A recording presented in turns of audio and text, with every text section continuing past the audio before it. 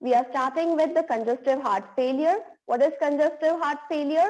It is an impaired cardiac pumping such that heart is unable to pump out the adequate amount of blood to meet the metabolic needs. Definitely we know that the function of heart is to pump out the blood into the system and to the pulmonary system also. But in case if it is not able to pump out adequate, sufficient amount of required blood into the system or pulmonary system, it will be leading to congestive heart failure.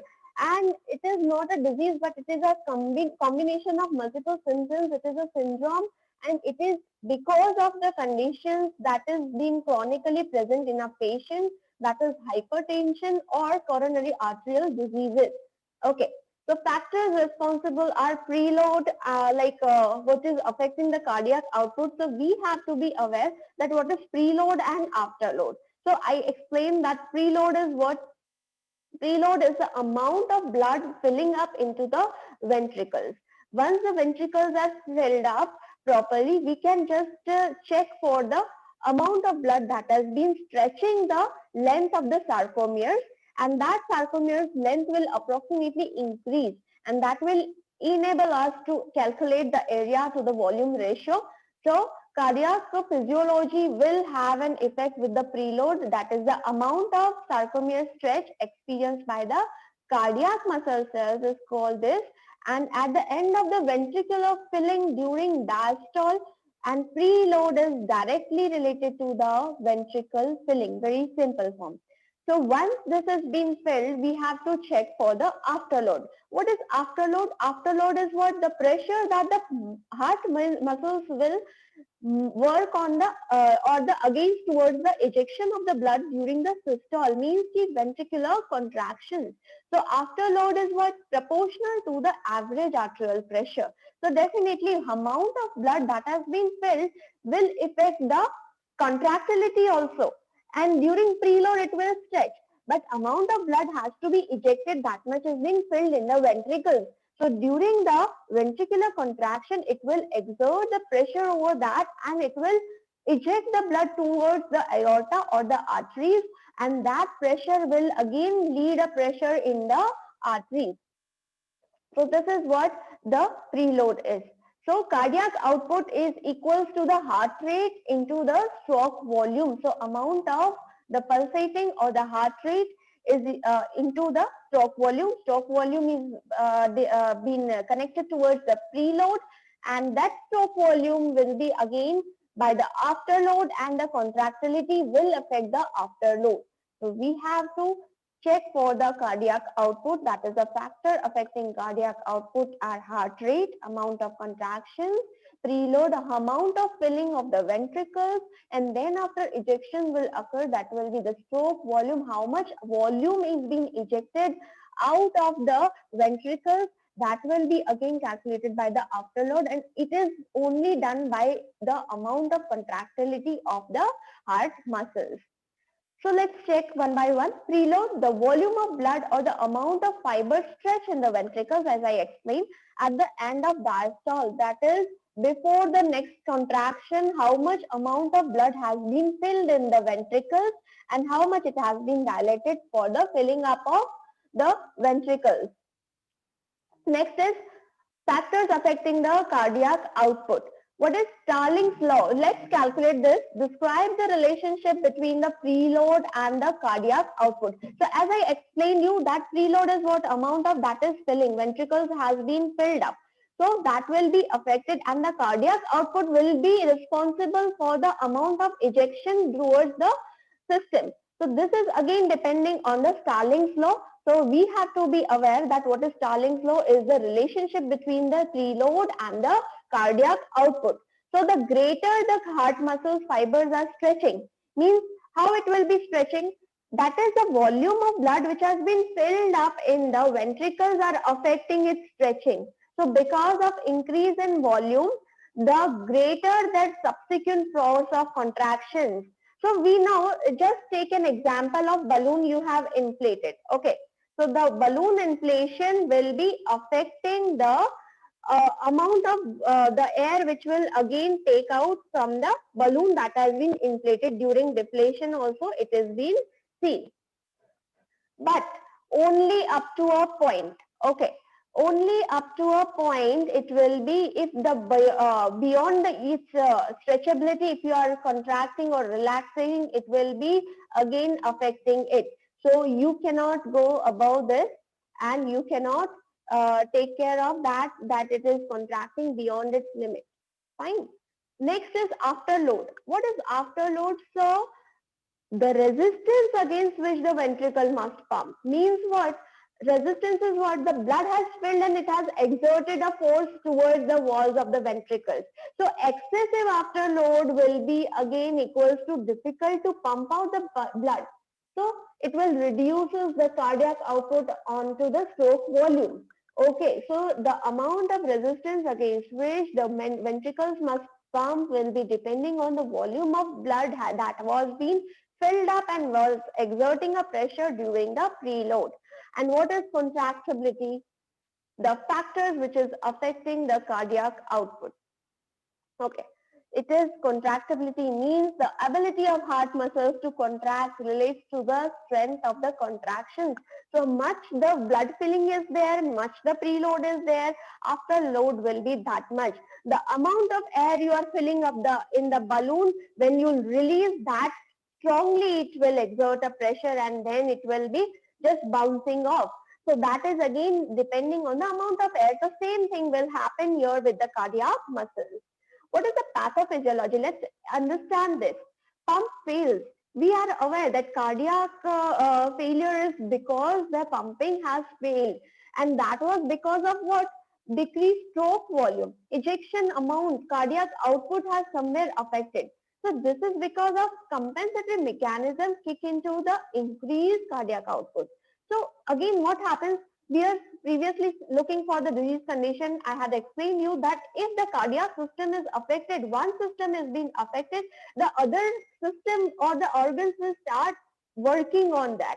So here compensatory mechanism means one portion of heart is not working, so another system or the another organ will play a role to stop that or to support that, to at least eject a sufficient amount of blood into the system.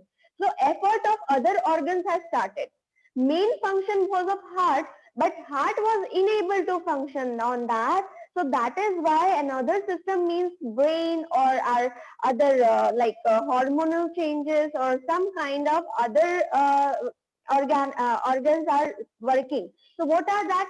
So if brain is working, sympathetic nervous system stimulation will start. Means release of epinephrine or norepinephrine will start. So it will lead to what? Heart rate. So we are aware that, look here, that we are aware cardiac output is related to what?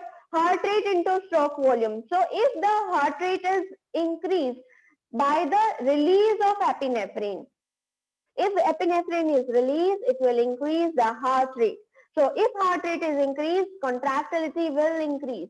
And if contractility increase, there will be a peripheral vasoconstriction, and that will eject the pumping of the blood will be more. Whatever amount of blood is filling up in the ventricles, that will be pumped out. Next is myocardial hypertrophy. The walls of heart has thickened to provide more muscle mass.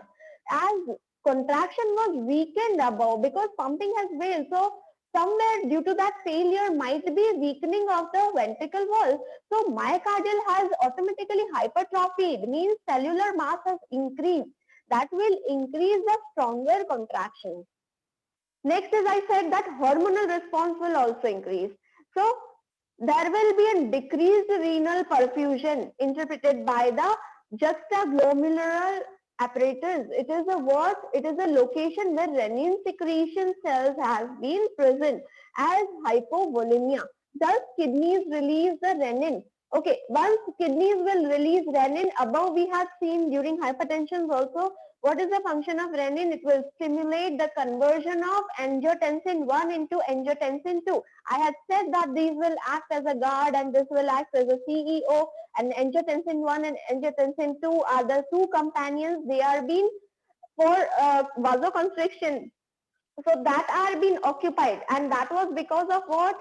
That was again in hypertension we had seen because of the sodium accumulation. Fluid was being accumulated inside. So that was acting as a guard. But here, what is it is doing? Renin is again stimulating the conversion of angiotensin 1 to angiotensin 2, which will lead to release of aldosterone. That means sodium retention will be there. So fluid will be increased, hypervolemic condition will be there, fluid will be more. So if fluid will be more, the blood supply towards the heart will be more. As venous return towards the heart will be more and water retention will be there.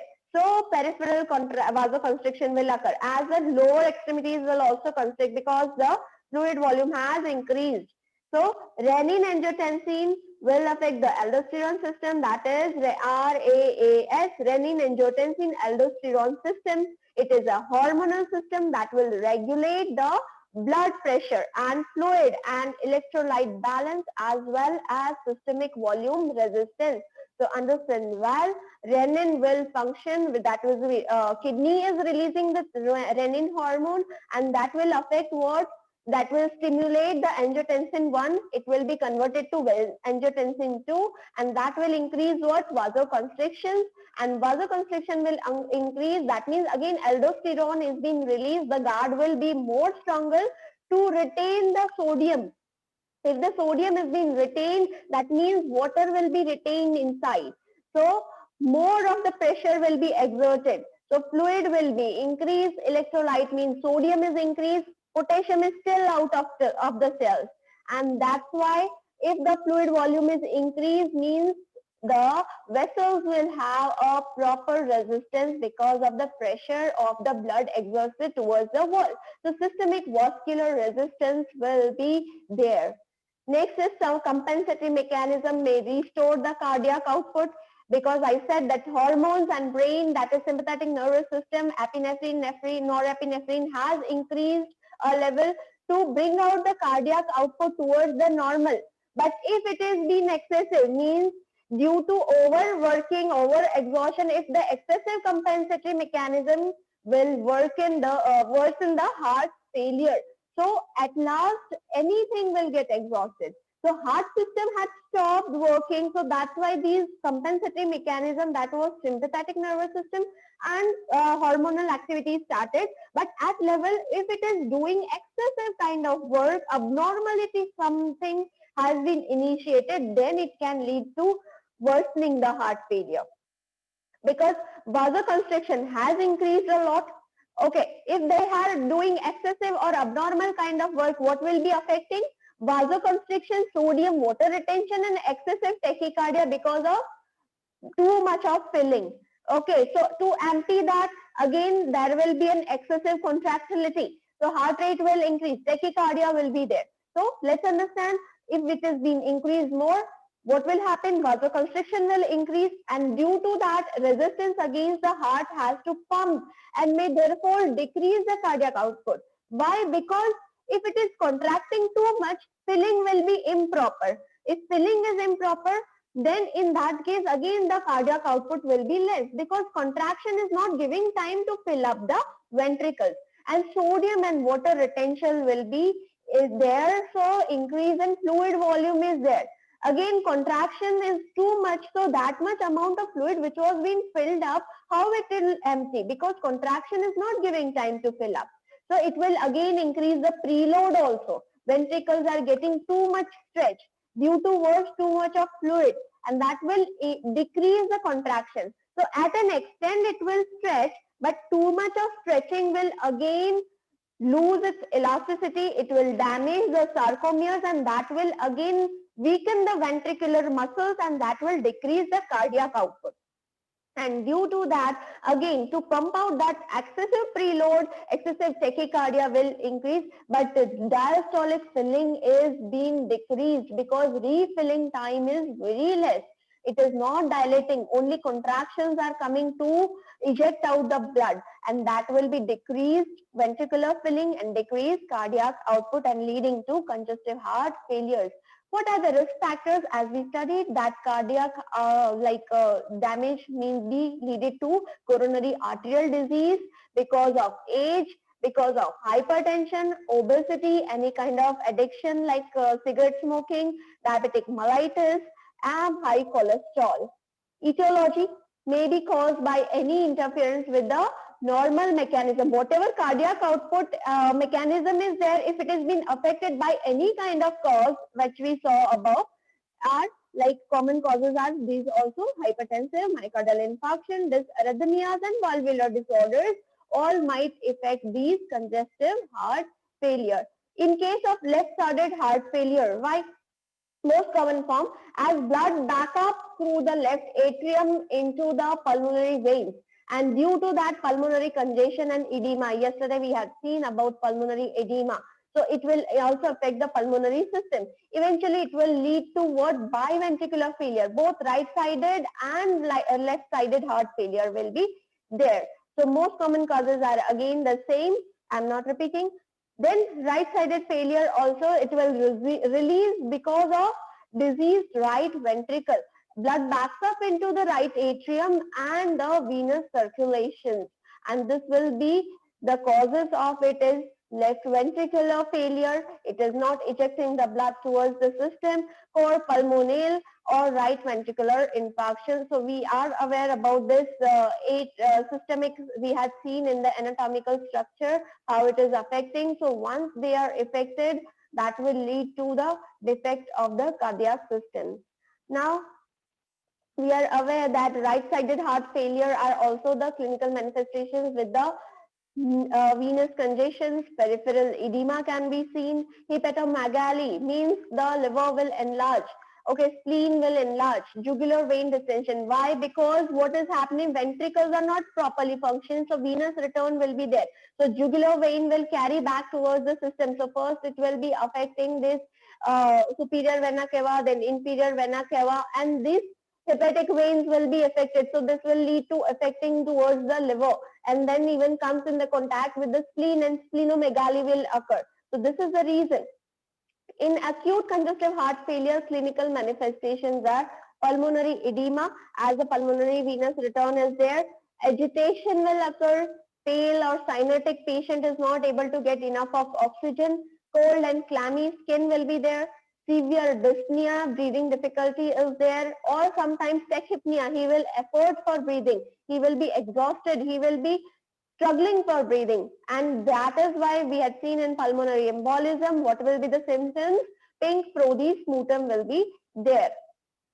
In chronic congestive heart failure, the clinical manifestation will be patient will be tired or exhausted, dyspnea, especially the paroxysmal nocturnal dyspnea will be there, that is called as PND, tachycardia, edema over the lung, liver, abdomen, legs, oliguria, stoppage of urination. Okay, total absence of urination. Urine output will be demolished. Then nocturia. Okay, in night time, urination will be there. Behavioral changes, as superior vena cava will be backflow of blood, then it will be again restlessness, confusion, as it has not purified, and the carbon dioxide presented blood, that is unpurified blood, is again returning back. And due to that, our nervous system is getting affected, and this will lead to decreased attention span, chest pain due to cardiac output has decreased, and the myocardial function has too much working because to provide blood towards the system. Weight changes will be occur because fluid retention is there, so edema can be seen, and too much of weight gain might be seen because of edematous condition. Skin changes, dusky appearance can be seen. What kind of diagnostic test we can do is history collection, diet and exercise pattern, echocardiogram. We have seen in all the disorders. So I'm just going through cardiac catheterization, especially ventriculography has to be seen, so we can see what is the dysfunction caused in the ventricles. Chest x-ray, we can see for the cardiomegaly if it has been increase in the mass or any kind of other disorders. ECG, serum electrolyte has to be checked because fluid retention is there, electrolytic retention of sodium is there. Bilirubin, urea, nitrogen has to be seen because the kidney function is also, aldosterone has been retained. Then creatinine is being increased, CBC, complete blood count has to be checked, and nitrate peptide has to be checked. Okay, how can we manage this? We have to check towards the contributory factors. So we have to reduce them, which is enhancing this congestive heart failure. So we have to work on that. We have to optimize. We have to increase the pharmacological and other therapeutic regimens, reduce the workload of the heart by decreasing the workload. Okay, how we will decrease? Preload and afterload has to be decreased. So too much of excessive activities has to be reduced, and we have to promote the lifestyle conducted to the heart health, and we have to prevent the acute heart failure. What is the pharmacological therapy? We have to check for the angiotensin converting enzyme that has been converted into 1 to 2. So we have to somewhere prevent, because excessive contractions will also damage. So what will happen, this angiotensin converting enzyme inhibitor will stop angiotensin 1 to get converted to angiotensin 2. That will promote vasodilation and diuresis. Therefore this preload and afterload, we have to decrease the volume from the body. So that will be only possible if urination is there, and we can decrease the input. Okay, sorry, that is output. We have to increase the output and decrease the input. Okay, then started at a low dose and it has been increased slowly. We cannot totally give the high dose at a time, but we have to slowly increase, and whenever you are stopping that drug also, we have to taper that dose. We have to reduce that, and that can be given IV, intravenously or orally. The name of these drugs are captopril, lisinopril, whatever the pril is been coming, that is for the angiotensin converting enzyme inhibitor, or ramipril. If it has been already converted to 2, angiotensin 2, then we need a receptor blocker. Okay, ARBs. ARBs block the effects of angiotensin 2 at the receptor site. This will decrease the blood pressure, it will decrease the systemic vascular resistance, and it will increase the or improve the cardiac output. And these are the losartan, artan. So this is what the terminology, this is the drugs. Telmisartan or losartan are the drugs for the ARBs. Then again, hydrolonitine or the isosorbate dinitrite, that is nitrate, causes the vasodilation. We are aware about that, which will lower the preload. We have to lower the preload, so exhaustion over the ventricles will be lessened. Hydrolonitine lowers the systemic volume resistance and left ventricular afterload, and then can be used patients who cannot take the ACE inhibitor. So in that case, we can substitute this. Beta blockers, you are aware, we have seen in the hypertension, but it will block the beta receptors in the blood vessels, therefore preventing the vasoconstrictions and reduce the mortality and morbidity associated with the heart failure. So examples are metoprolol and carvedilol. Many other drugs are there, but it is the common drugs which has been used. Diuretics, we know that we have to reduce the fluid volume. So it will reduce the or remove the excessive extracellular fluid by the increasing the rate of urine production in the patients with the fluid overload. Example is Lasix, or it can be spironolactone, etc. Digitalis, which will increase the force of myocardial contraction, and that will slower the conduction through the AV node. So it will also increase the cardiac output. Example is digoxin. Okay, so Digitalis, again, it has been, you need the preload to be decreased by like ejecting the blood. So for example, you require myocardial contraction and you have to lower the conduction by the AV node. So pause may be lessened, so the cardiac output will increase. Calcium channel blocker, again it will be vasodilator, causing the vasodilation, and that will reduce the systemic volume resistance, used to reduce the symptoms. Example is amlodipine and felodipine. Nesitrotide is a BNP. As I said, that is made up of recombinant technology. Means BNP will bind to the vascular smooth muscles and endothelial cell, which will cause the dilatation of arteries and the veins, and that will suppress the release of epinephrine and norepinephrine, which is relating to the vasoconstrictions.